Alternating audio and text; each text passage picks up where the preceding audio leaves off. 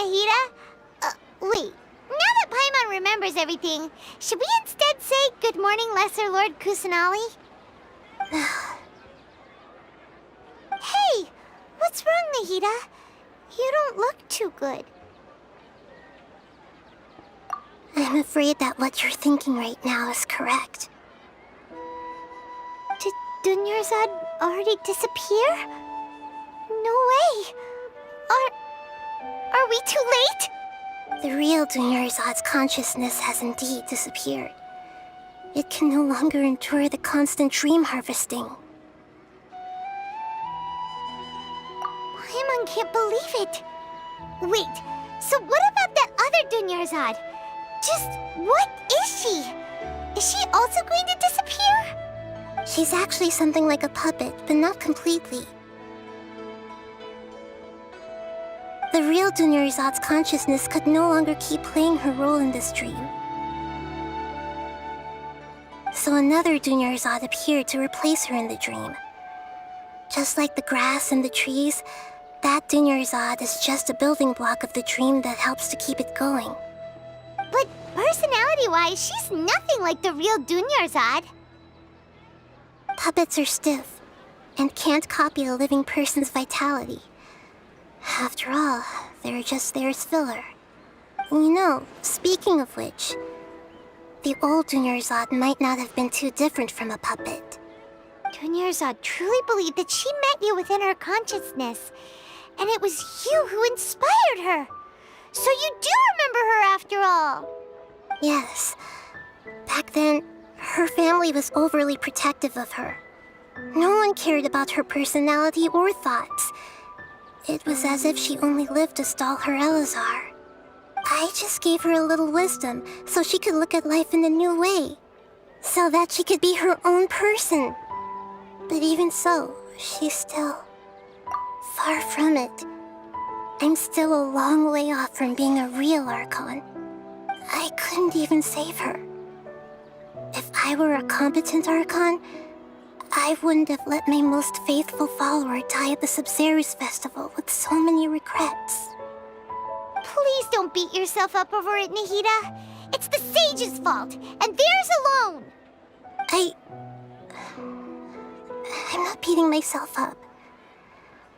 All I did was to rationally observe the distance between myself and a real Archon. Don't be like that, Nahida. Even real Archons are still allowed to be sad.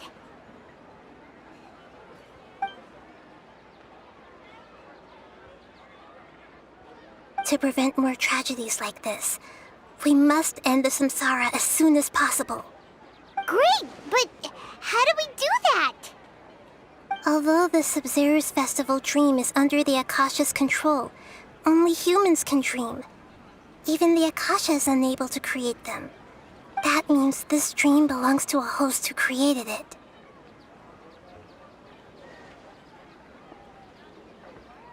Huh? So, how should we find that person?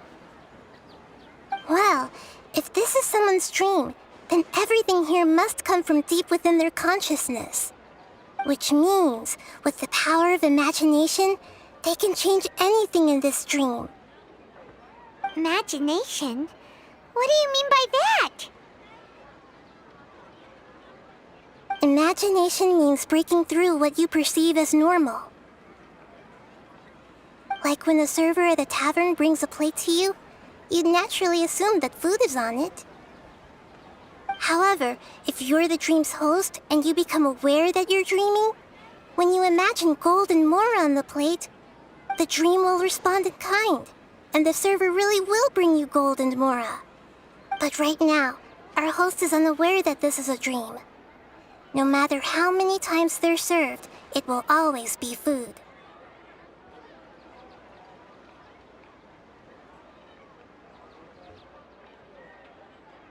Find some way to make that person realize that they're dreaming. Usually, once that happens, the person will wake up and the dream samsara will be broken. How are we going to find them, though? If it could be anyone, it'd be like looking for a needle in a haystack. And even if we did find them, how are we supposed to make them realize they're dreaming? like you said. Don't wake a sleepwalker. It's extremely difficult, yes.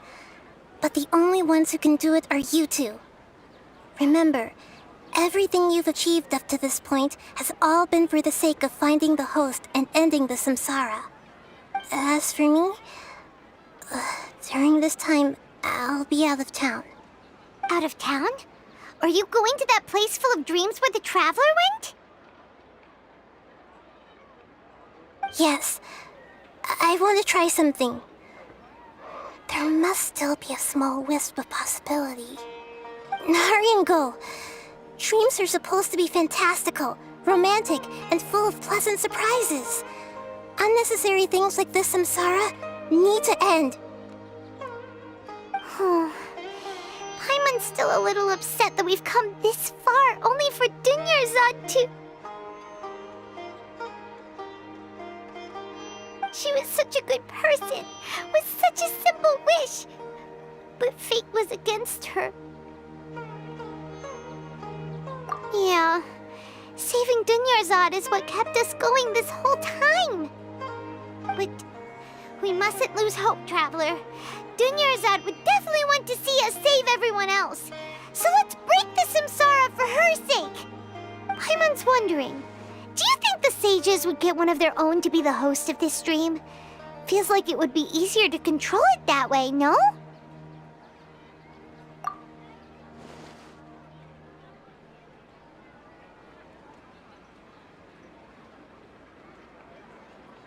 Huh. That's true. Plus, the sages probably weren't counting on there being other factors beyond their control, like Nahida and us. So, who do you think the host of the dream is? Oh, that would make sense. Ferris, the Knight of Flowers, is a symbol of the wholesome Zeru's festival, right? Pretty core character. Let's go ask him some questions, shall we?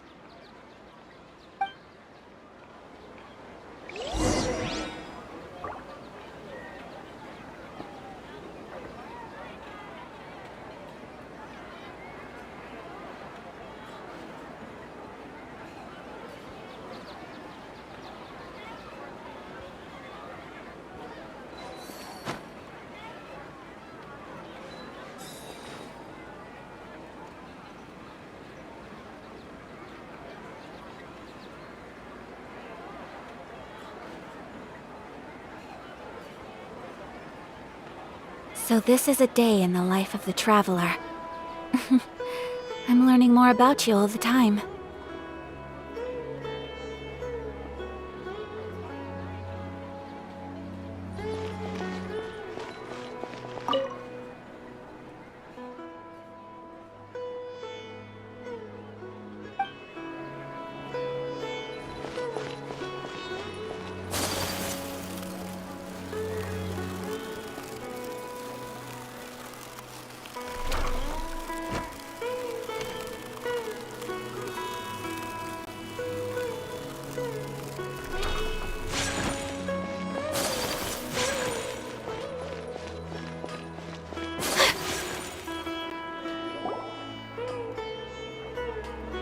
You're back. You left in a hurry last time. Is everything okay? Everything's fine, just... it's a little hard to explain. Would you mind taking part in a little experiment with us? An experiment? That came out of nowhere. I'm listening, though. What do you need me to do? Could you make a wish? You want me to make a wish? Is that a new Sub-Zero's festival tradition or something? Less questions, more wishing! Okay. My wish. Okay. I'm a little nervous saying this out loud, but I want Miss Dunyarzad to be happy. Oh. I noticed earlier that she looked a bit down, and she wasn't really talking to anyone. She just doesn't seem like herself. She's always so gentle and kind, and all the kids love her. I've also wondered if the reason she asked me to be fairest Knight of Flowers is because I'm special to her or something. So, you have a crush on Dunyarzad? Oh, is it that obvious? After what I just said, I guess it is. When she placed the hat of the Knight of Flowers onto my head, she said to me, "I want everyone to have a happy Sub-Zerus festival." What she didn't realize was that I'm not that interested in how everyone else feels. In that moment, I just wanted to be her Knight of Flowers for the rest of my life. 50 years, 100 years, I'll serve her till the end of time. Okay, yeah, that was a bit much. Felt like the right moment to get it off my chest, but that was pretty embarrassing. Okay, I'm ready to make my wish. I would like Miss Dunyarzad to appear in front of me right now with a smile on her face. Here goes. Please come true. I'm gonna open my eyes. Oh, you're... What? Fucky? Sorry, but only one portion of Yelda candies per person. Back home you go. Nice try, you two. Anyway, never mind. I don't need to see her appear right in front of me. As long as she's happy. Guess he isn't the host of this dream after all. Should have expected it wouldn't be this easy.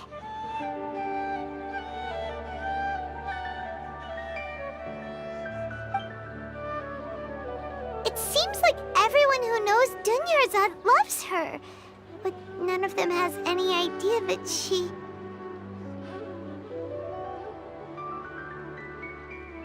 My lady, step back. That sounds like Dia! Oh, right. This is when Dunyarzad bumps into the kidnappers. Huh? But Dia can handle them. Hey, Traveler!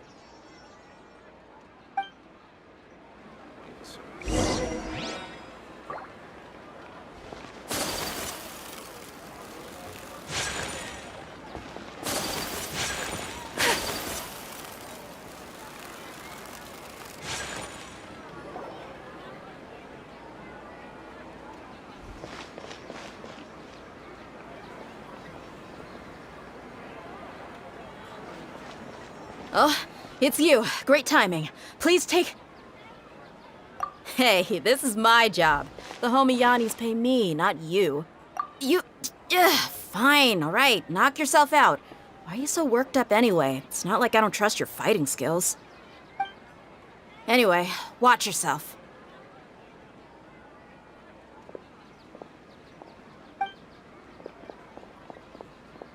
So you got yourself some backup.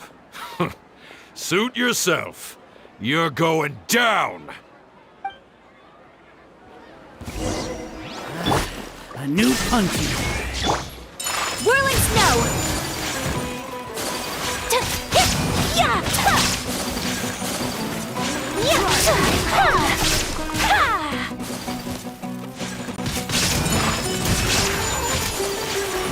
Where do you think you're going? Sakura swirl!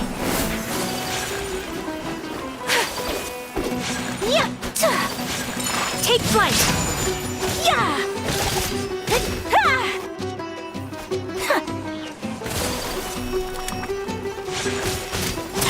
My apologies!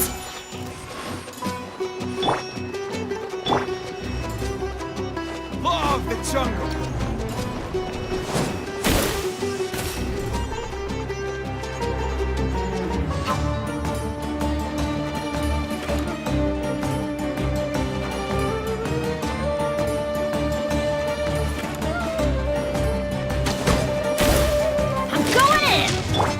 Torn to oblivion! Whirling snow!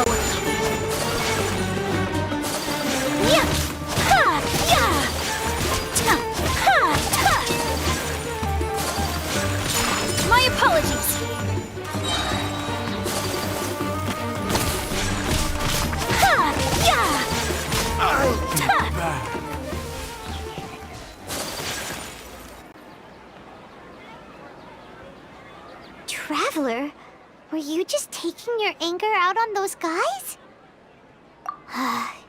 You and Nahida both. Dunyarzad wouldn't want to see you two like this. Oh, and speaking of her, Paimon just remembered something.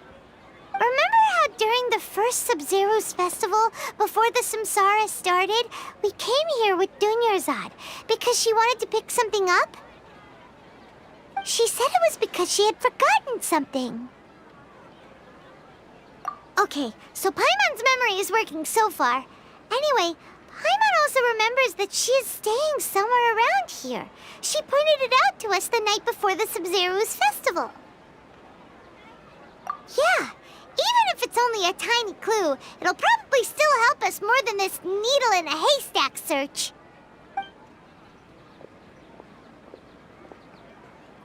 This is the place! It's rude to enter other people's spaces without permission, but desperate times call for desperate measures! Hey, the windows are unlocked! Okay, Paimon's gonna take a peek inside.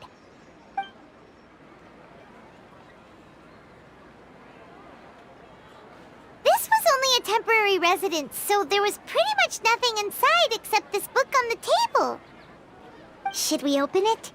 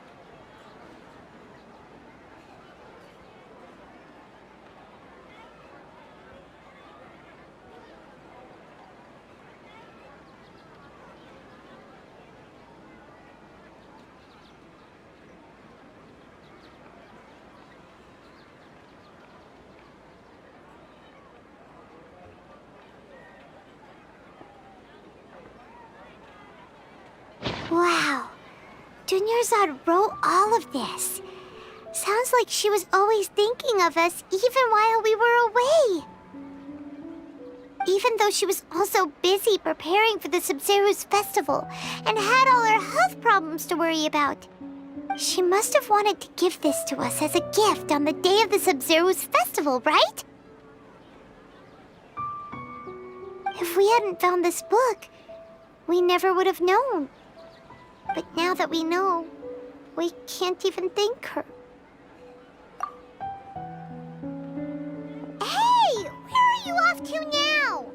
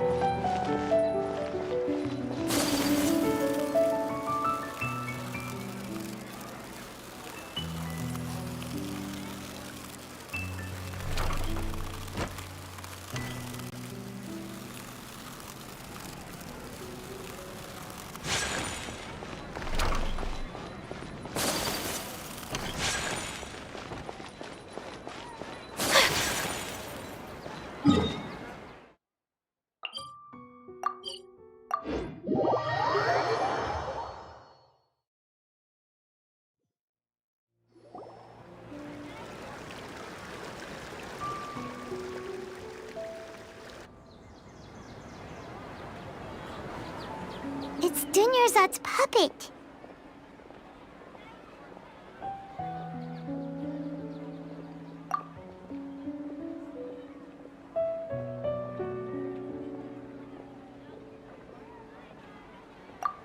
Traveler? You must be exhausted. Come to think of it, we've been stuck in this place for a really, really long time. Heck, even the last time we were chatting happily with Dunyarzad feels like an eternity ago.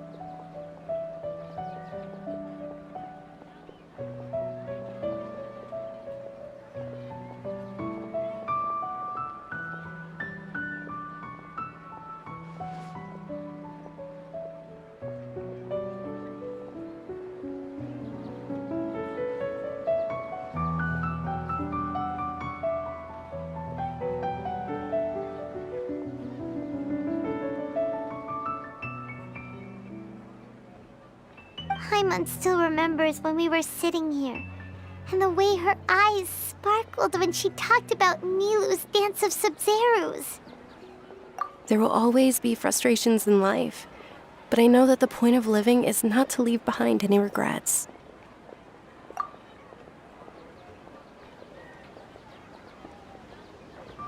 That was what the real Dunyarzad said, wasn't it? Does that mean... Yes, Traveler. What is it? Oh, so she's still just a puppet. But just now, how come... What? Where are we going this time?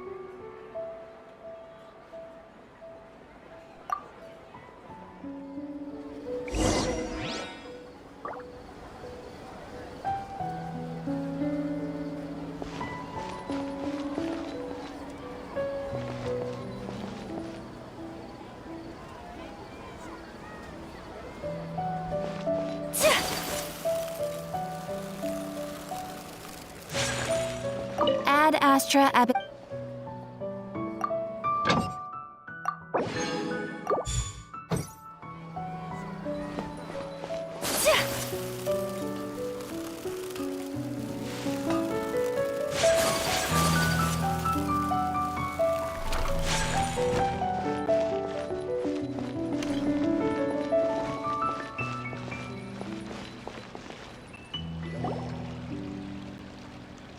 If you continue to resist, we will have to order an investigation into every single event organizer. The Grand Sage has already granted you much leniency. I advise that you exercise tact. How did things turn out like this?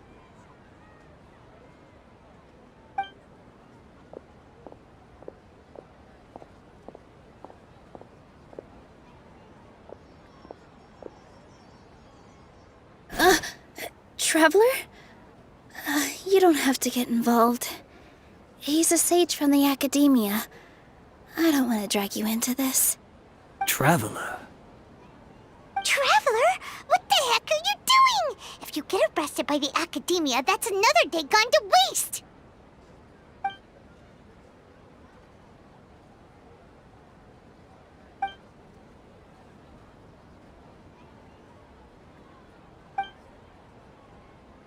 Wait, they're not reacting. Have they been scared stiff? Oh, of course! If this is the Sage's plan, they wouldn't put themselves through this. So they're just substitutes. What is this? What happened to the Grand Sage and his entourage?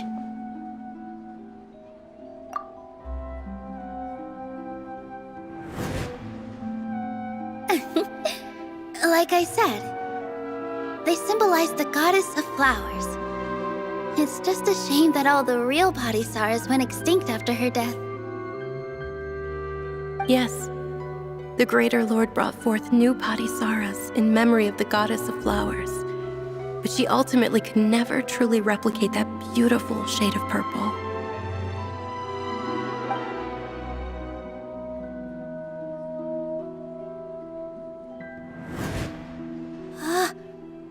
beautiful shade of purple.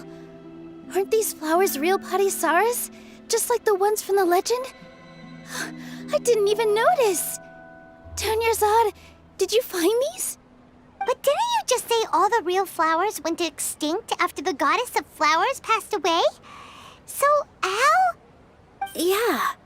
What's going on here? Huh? You guys are acting weird. But okay, I'll try.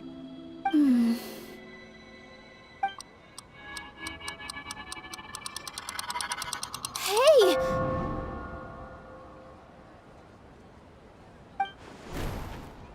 They disappeared! So Nilu's the host!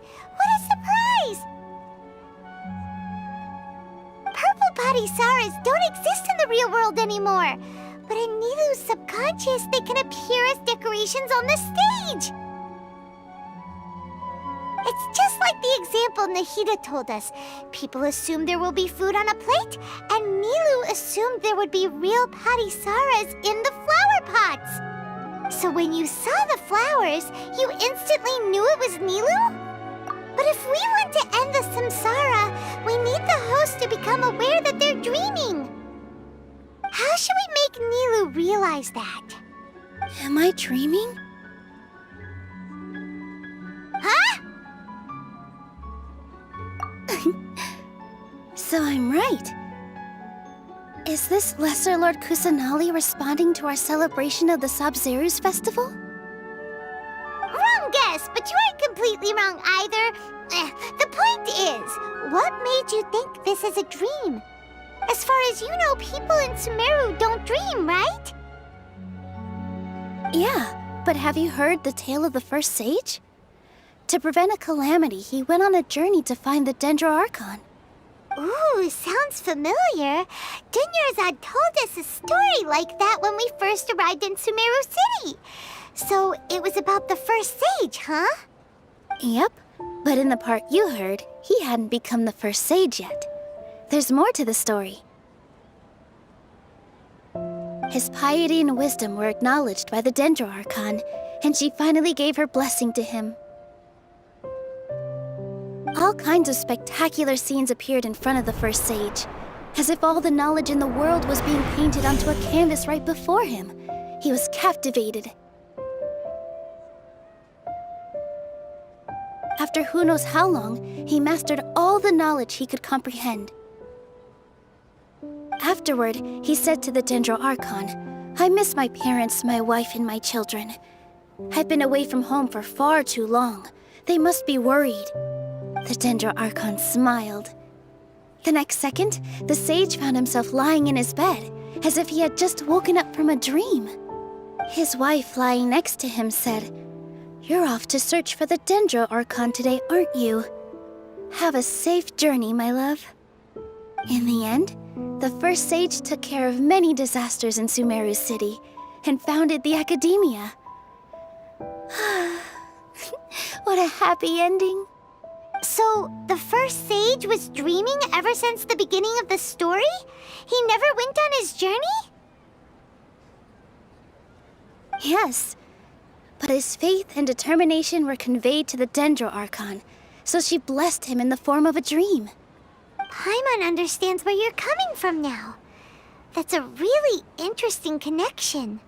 But we really gotta wake up soon, like the sage in the story.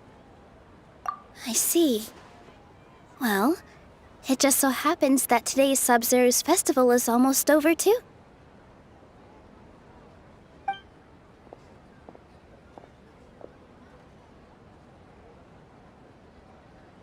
Since we're in a dream, let's make this final dance of Sabzeruz as beautiful as we can.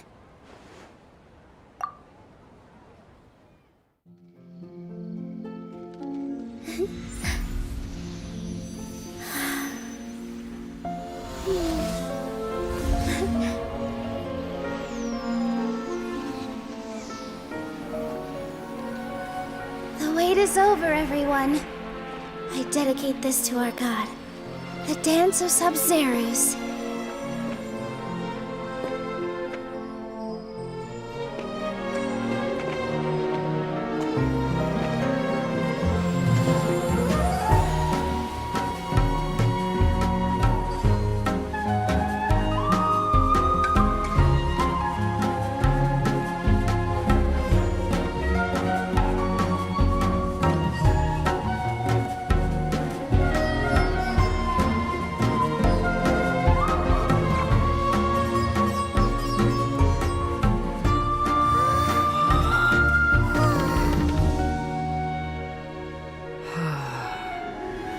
I'd be lying if I said I had no regrets. I would have loved to see Nilou's dance.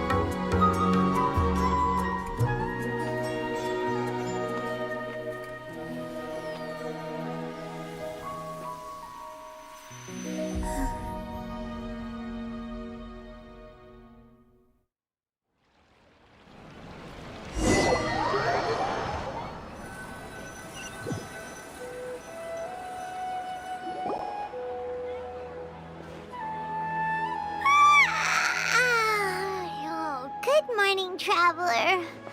Oh, Paimon feels like she's been asleep for the longest time.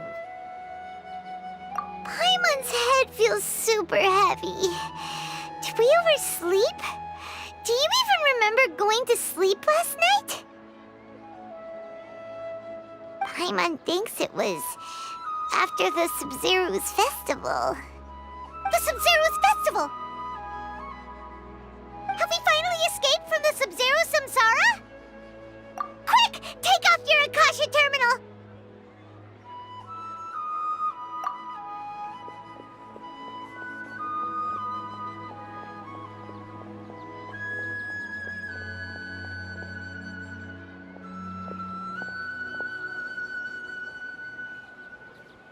She's not in her room. What happened? Huh? What usual spot?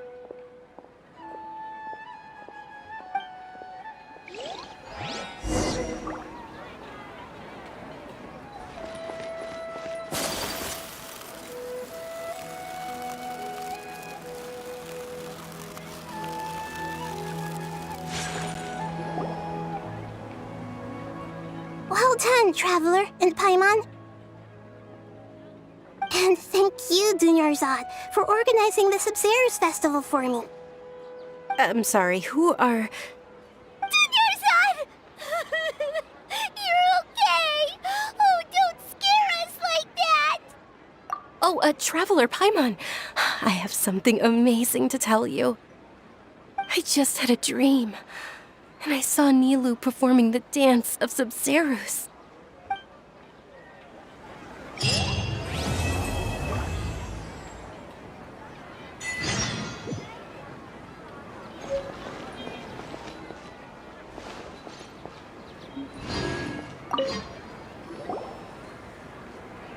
You're actually Nahida, aren't you?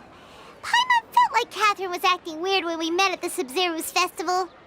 And Dunyarzad, did you save her? It's a really long story. We shouldn't disturb her. Her consciousness is still weakened.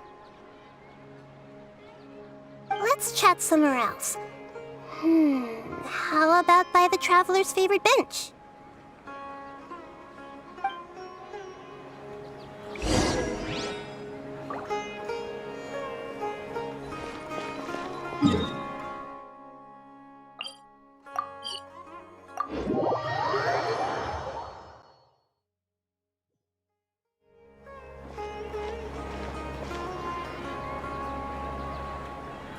Let's talk about Dunyarzad first.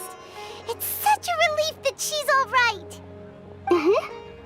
After we parted on the last day of the Sub-Zero's festival, I left the city and saw what the Traveler had described.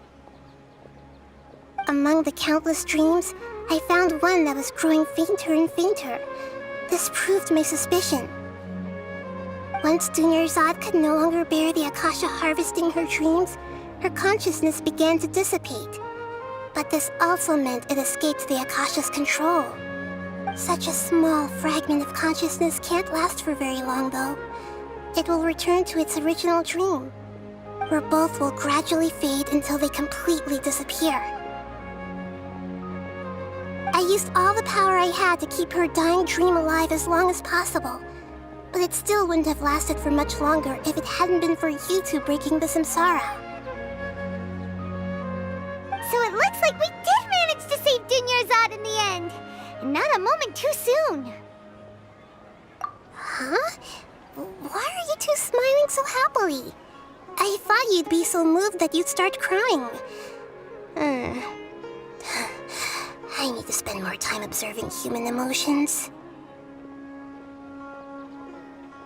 Both are fine. Everyone reacts differently. All right. You two must have a lot of other questions for me, right? After all, you saved my faithful believer. As your reward, I will answer any and all questions. At the Avidia forest, there was this incense that made the traveler fall unconscious and dream of a huge tree and a red sky. You also heard someone's voice, right? It said world and forget me. Yeah, so you do know! We've been wanting to ask you what that was about, and if the red sky was related to Conria. It seems like the traveler established a connection to Irminsul. That was a message left by Greater Lord Rukkhadevata's residual consciousness in Irminsul. Perhaps her last memory before she died. As you two probably know, Greater Lord Rukkhadevata disappeared after the disaster in Conria. The timings of these events do line up, so your suspicions are reasonable. A message from Greater Lord Rukkhadevata? We thought it was from King Deshret. King Deshret? That god who died even longer ago? Some present-day desert dwellers still worship him. You probably just heard some of their conspiracies. Okay, so what does the message mean?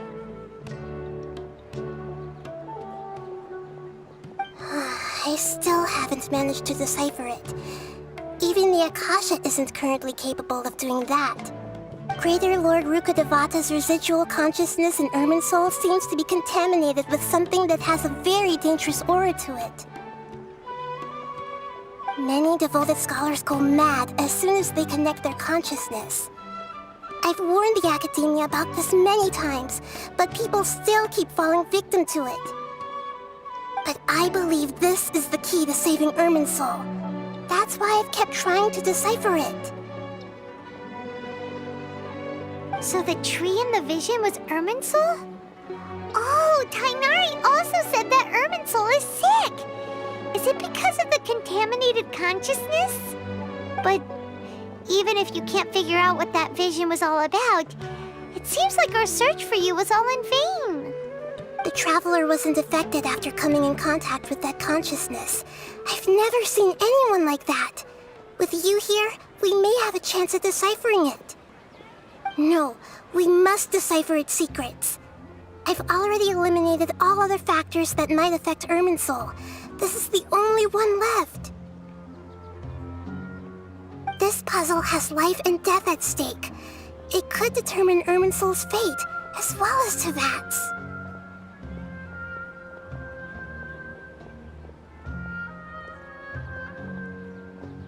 To be accurate, I'm using the Akasha as a medium to occupy Catherine's consciousness. How did you do that? Poor Catherine. Does this mean you can also occupy other people's consciousnesses? Theoretically, I can enter anyone's mind as long as they're wearing their Akasha terminal. The Akasha is the legacy of Greater Lord Rukkhadevata. As Lesser Lord Kusanali and the first Akasha terminal, my consciousness has always been linked to the Akasha. I've always respected my people's free will, so I've never actually occupied their consciousness. When necessary, I just borrow this bionic Snezhnayan puppet. Hold on. Did we just learn some deep, dark secret? So Catherine is... No wonder Paimon felt something was off about her. What about your own body? Why do you need to borrow other people's? Don't you live in the sanctuary of Surasthana? That story begins a long time ago. After Greater Lord Rukkhadevata disappeared, the sages found my newly born self and took me back to Sumeru. At that time, I was young and weak. The sages kept me in the sanctuary of Surasthana, ostensibly for the sake of protecting me. But I've hardly heard from them since. However, I do understand that they had hoped to find Greater Lord Rukkhadevata instead of me, a symbol of her passing. So, the sages basically put their new Archon under house arrest? How dare they! Why don't you teach them a lesson, Nahida? In some ways, they aren't wrong. Greater Lord Rukkhadevata was omniscient and omnipotent. Even after her death, the Akasha is still empowering this nation. And I'm still really far away from being able to call myself the God of Wisdom. Moreover, the Academia is also more proficient at governing this country. My existence has little meaning. Yeah, you got a lot of believers. Just look at the Sub-Zero's festival. Everyone who showed up truly loves you. Thank you for the kind words. But I honestly don't need physical freedom as long as I can connect my consciousness to the Akasha. Trying to find a way to save Irminsul is my life's mission and top priority. I will work on that, and try to live up to being a deity in the meantime. Every once in a while, I will also take up the duties of the God of Wisdom and enlighten a lost soul here and there. Doing all that should be enough. There's never been any big problems with the Academia's governance of Sumeru. This is the first time I've seen them step out of line. I wonder what caused them to go down this path, and what they hope to achieve. Even though the city's residents haven't noticed anything strange, if the Traveler hadn't broken the Sub-Zero's samsara, the situation could have become dire. I tried to do some investigating in the Akasha, but I couldn't find anything suspicious. And all the people of interest seem to purposely avoid wearing their Akasha terminals. I think they're deliberately trying to hide something. Oh, that reminds Paimon. In Gandharvaville, there was a sage who had invited Tainari to join some kind of project. Could it be related? Regardless, I need to first investigate the sage's motives, make things right, and punish them if needed. But I'll have to be discreet, or they'll see me coming. You mean how the Akasha stops you from having dreams? Yeah, it's been such a long time. No one's noticed something's up? It's not that no one noticed. It's more like no one cared. Ultimately, it's all rooted in the sage's misdirection. Misdirection? The sages convinced everyone to believe that being unable to dream is a sign of rationality and wisdom. Not dreaming is a badge of honor in Sumeru. Even if the truth is that their dreams are being reaped by the Akasha. With their propaganda in place, the sages can maximize their use of the Akasha to facilitate their research. Besides, Greater Lord Rukkhadevata must have created the Akasha in the hopes that it could be used to its full potential. That's why I've never come out strongly against this. Anyway, the perspective advocated by the sages drowned out any voices of doubt. By now, even those who never use Akasha terminals find it too shameful and embarrassing to talk about their dreams. You mean how the Akasha stops you from having dreams? Yeah, it's been such a long time. No one's noticed something's up? It's not that no one noticed. It's more like no one cared. Ultimately, it's all rooted in the sage's misdirection. Misdirection? The sages convinced everyone to believe that being unable to dream is a sign of rationality and wisdom. Not dreaming is a badge of honor in Sumeru. Even if the truth is that their dreams are being reaped by the Akasha. With their propaganda in place, the sages can maximize their use of the Akasha to facilitate their research. Besides, Greater Lord Rukkhadevata must have created the Akasha in the hopes that it could be used to its full potential. That's why I've never come out strongly against this. Anyway, the perspective advocated by the sages drowned out any voices of doubt. By now, even those who never use Akasha terminals find it too shameful and embarrassing to talk about their dreams. Got it! I hope my answers were satisfactory, seekers of knowledge. To be honest, maintaining Dunyarzad's fading dream took a lot of mental energy. I think I may need to rest for a while. Oh, and you don't need to worry too much about the sage's activities for now. The Akasha won't be able to conduct another project on the scale of the Sub-Zero Samsara in the immediate future. Go and get some sleep. Leave everything to us. What a relief. This is truly the most exhausting birthday I've ever had. Traveler? Paimon? Why am I here? Do either of you know? Maybe you were sleepwalking. You know you can't wake up a sleepwalker. We happened to walk by, so we thought we'd wait for you to wake up. I see. Huh. I should visit my maintenance. We've spent quite some time in Sumeru City, but ever since we last said goodbye to Lesser Lord Kusanali, we haven't heard anything from her. Oh, we can't just keep waiting around like this. Let's go find Catherine and pick up some work so we can at least keep ourselves busy.